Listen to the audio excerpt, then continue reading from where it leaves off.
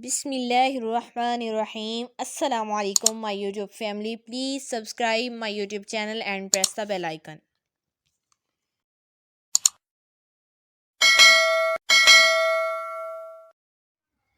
کہتے ہیں کہ ہارون رشید کا ایک بیٹا تھا جس کی عمر تقریباً 16 سال کی تھی۔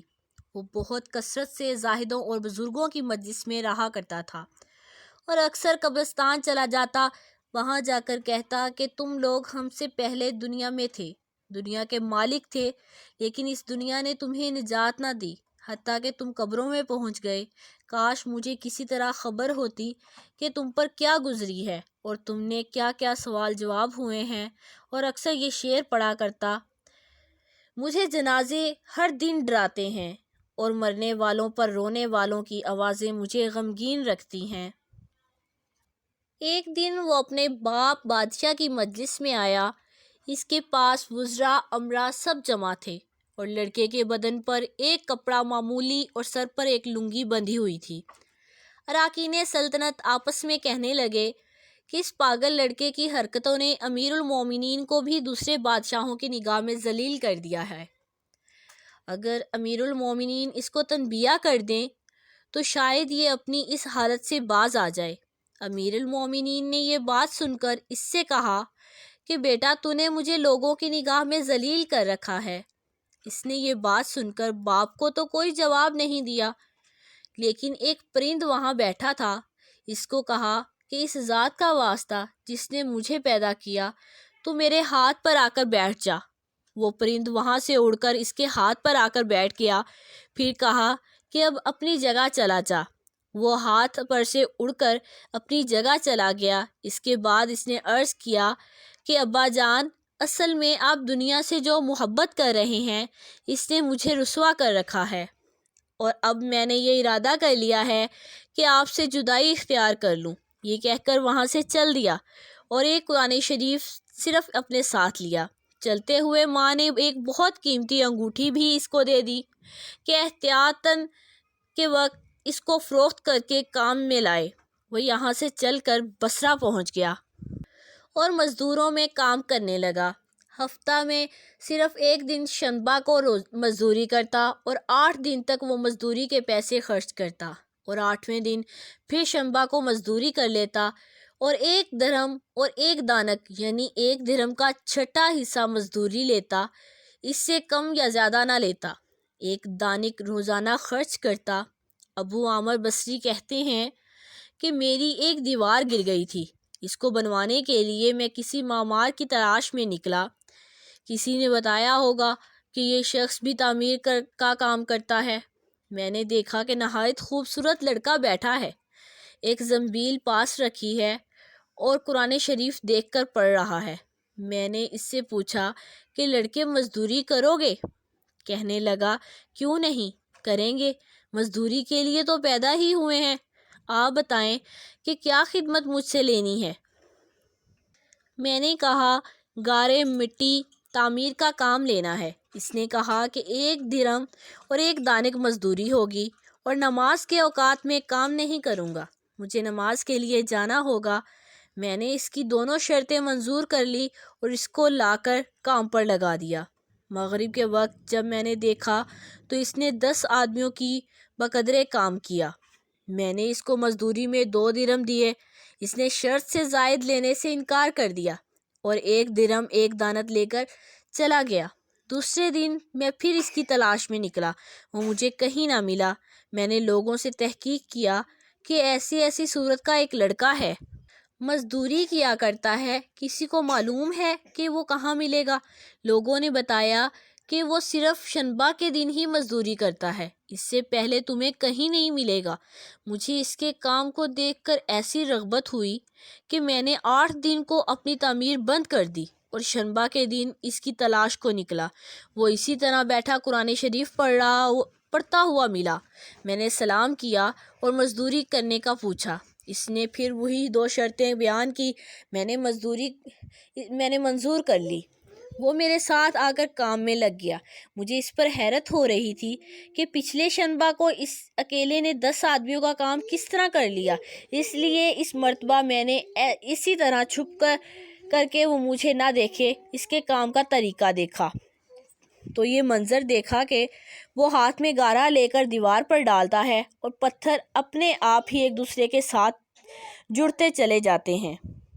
مجھے یقین ہو گیا کہ یہ کوئی اللہ کا ولی ہے اور اللہ کے اولیاء کے کاموں کی غیب سے مدد ہوتی ہی ہے۔ جب شام ہوئی تو میں نے اس کو 3 درہم دینا چاہے، اس نے لینے سے انکار کر دیا کہ میں اتنے درہم کیا کروں گا، اور 1 درہم اور 1 دانک لے کر چلا گیا۔ دوسرے دن میں پھر اس کی تلاش میں نکلا، وہ مجھے کہیں نہ ملا۔ میں نے لوگوں سے تحقیق کی کہ ایسی صورت کا ایک لڑکا مزدوری کیا کرتا ہے، کسی کو معلوم ہے کہ وہ کہاں ملے گا؟ لوگوں نے بتایا کہ وہ صرف شنبہ کے دن ہی مزدوری کرتا ہے۔ میں نے 1 ہفتہ پھر انتظار کیا اور تیسرے شنبہ کو پھر میں اس کی تلاش میں نکلا، مگر وہ مجھے نہ ملا۔ میں نے لوگوں سے تحقیق کیا کہ ایک شخص نے بتایا کہ وہ 3 دن سے بیمار ہے، فلاں ویرانہ جنگل میں پڑا ہے۔ میں نے ایک شخص کو اجرت دے کر اس پر راضی کیا کہ وہ مجھے اس جنگل میں پہنچا دے۔ وہ مجھے ساتھ لے کر اس جنگل ویران میں پہنچا تو میں نے دیکھا کہ وہ بے ہوش پڑا ہے، آدھی اینٹ کا ٹکڑا سر کے نیچے رکھا ہوا ہے۔ میں نے اس کو سلام کیا، اس نے جواب نہ دیا۔ میں نے دوسری مرتبہ سلام کیا، اس نے آنکھ کھولی اور مجھے پہچان لیا۔ میں نے جلدی سے اس کا سر اینٹ پر سے اٹھا کر اپنی گود میں رکھ لیا۔ اس نے سر ہٹا لیا اور چند شعر پڑھے، جن میں سے 2 شعر یہ ہیں: دنیا کی نعمتوں سے دھوکے میں نہ پڑ، عمر ختم ہوتی جا رہی ہے اور یہ نعمتیں سب ختم ہو جائیں گی۔ جب تو کوئی جنازہ لے کر قبرستان میں جائے تو یہ سوچتا رہا کہ تیرا بھی ایک دن اسی طرح جنازہ اٹھایا جائے گا۔ اس کے بعد اس نے مجھے کہا کہ ابو عامر، جب میری روح نکل جائے تو مجھے نہلا کر میرے اسی کپڑے میں مجھے دفن کر دینا۔ میں نے کہا، میرے محبوب، اس میں کیا حرج ہے کہ میں تیرے کفن کے لیے نئے کپڑا نہ لے آؤں گا؟ اس نے جواب دیا کہ نئے کپڑوں کے زندہ لوگ زیادہ مستحق ہیں۔ یہ جواب حضرت ابوبکر صدیق رضی اللہ تعالیٰ عنہ کا جواب ہے۔ انہوں نے بھی اپنے وصال کے وقت یہی فرمائش کی تھی کہ میری انہی چادروں میں کفن دے دینا، اور جب ان سے نئے کپڑے کی اجازت چاہی گئی تو انہوں نے یہی جواب دیا۔ لڑکے نے کہا کہ کفن تو پرانا ہو یا نیا، بہرحال بوسیدہ ہو جائے گا۔ آدمی کے ساتھ تو صرف اس کا عمل ہی رہتا ہے، اور یہ میری لنگی اور لوٹا قبر کھودنے والے کو مزدوری میں دے دینا، اور یہ انگوٹھی اور قرآن شریف ہارون رشید تک پہنچا دینا، اور اس کا خیال رکھنا کہ خود انہی کے ہاتھ میں دینا، اور یہ کہہ دینا کہ ایک پردیسی لڑکے کی یہ میرے پاس امانت ہے، اور وہ آپ سے یہ کہہ گیا ہے کہ ایسا نہ ہو کہ اس غفلت اور دھوکہ کی حالت میں آپ کی موت آ جائے۔ یہ کہہ کر اس کی روح نکل گئی۔ اس وقت مجھے معلوم ہوا کہ یہ لڑکا شہزادہ تھا۔ اس کا انتقال کے بعد اس کی وصیت کے موافق میں نے اس کو دفن کر دیا اور دونوں چیزیں گور کر دیں، اور قرآن پاک اور انگوٹھی لے کر بغداد پہنچا۔ اور قصر شاہی کے قریب پہنچا تو بادشاہ کی سواری نکل رہی تھی۔ میں ایک اونچی جگہ کھڑا ہو گیا۔ اول ایک بہت بڑا لشکر نکلا، جب میں تقریباً 1000 گھوڑے سوار تھے۔ اس کے بعد اسی طرح یکے بعد یکر 10 لشکر نکلے، ہر ایک میں تقریباً 1000 سوار تھے۔ 10ویں جتھے میں خود امیر المومنین بھی تھے۔ میں نے زور سے آواز دے کر کہا، اے امیر المومنین، آپ کو حضور اقدس کی قرابت رشتہ داری کا واسطہ، ذرا سا توقف کر لیجئے۔ میری آواز پر انہوں نے مجھے دیکھا تو میں نے جلدی سے آگے بڑھ کر کہا، میرے پاس ایک پردیسی لڑکے کی یہ امانت ہے جس نے مجھے یہ وصیت کی تھی کہ یہ دونوں چیزیں آپ تک پہنچا دوں۔ بادشاہ نے ان کو دیکھ کر پہچان لیا، تھوڑی دیر سر جھکایا، ان کی آنکھ سے آنسو جاری ہو گئے، اور ایک دربان سے کہا کہ اس آدمی کو اپنے ساتھ رکھو، جب میں واپس پر آؤں گا تو میرے پاس پہنچا دینا۔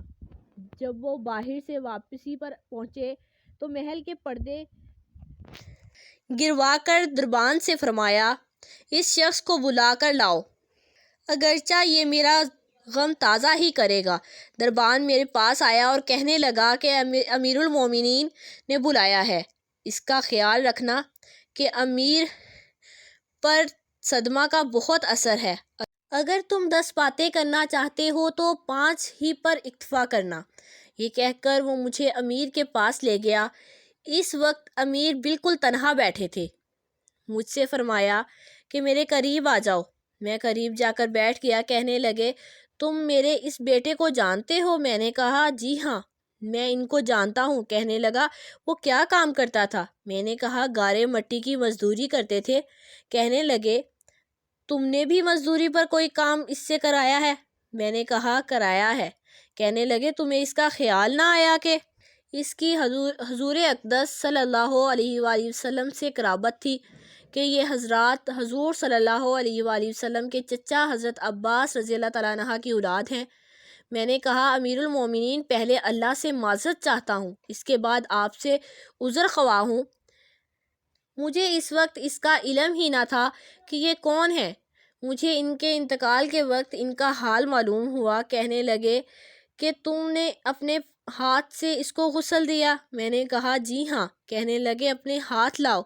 میرا ہاتھ لے کر اپنے سینہ پر رکھ دیا اور چند شعر پڑھے جن کا ترجمہ یہ ہے: اے وہ مسافر جس پر میرا دل پگھل رہا ہے اور میری آنکھیں اس پر آنسو بہا رہی ہیں، اے وہ شخص جس کا مکان قبر دور ہے لیکن اس کا غم میرے قریب ہے، بے شک موت ہر اچھے سے اچھے عیش کو مقدر کر دیتی ہے، اور مسافر ایک چاند کا ٹکڑا تھا، یعنی اس کا چہرہ جو خالص چاندی کی ٹہنی پر تھا، یعنی اس کے بدن پر، پس چاند کا ٹکڑا بھی قبر میں پہنچ گیا اور چاندی کی ٹہنی بھی قبر میں پہنچ گئی۔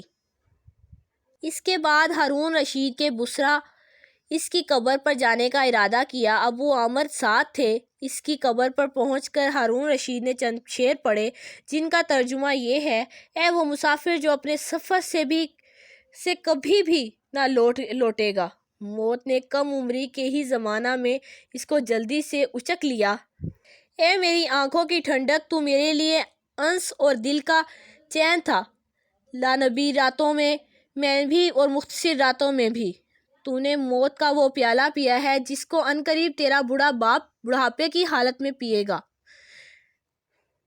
بلکہ دنیا کا ہر آدمی اس کو پیے گا، چاہے وہ جنگل کا رہنے والا ہو یا شہر کا رہنے والا ہو۔ پس سب تعریفیں اس وحدہ لا شریک کی ہیں جس کی لکھی ہوئی تقدیر کے یہ کرشمے ہیں۔ ابو عامر کہتے ہیں کہ اس کے بعد جو رات آئی تو جب میں اپنے وظائف پورے کر کے لیٹا ہی تھا تو میں نے خواب میں دیکھا ایک نور کا قبہ تھا جس کے اوپر ابر کی طرح نور ہی نور پھیل رہا تھا۔ اس نور کے ابر سے اس لڑکے نے مجھے آواز دے کر کہا: ابو عامر، تمہیں حق تعالی شانہ جزائے خیر عطا فرمائے، تم نے میری تجہیز و تکفین کی اور میری وصیت پوری کی۔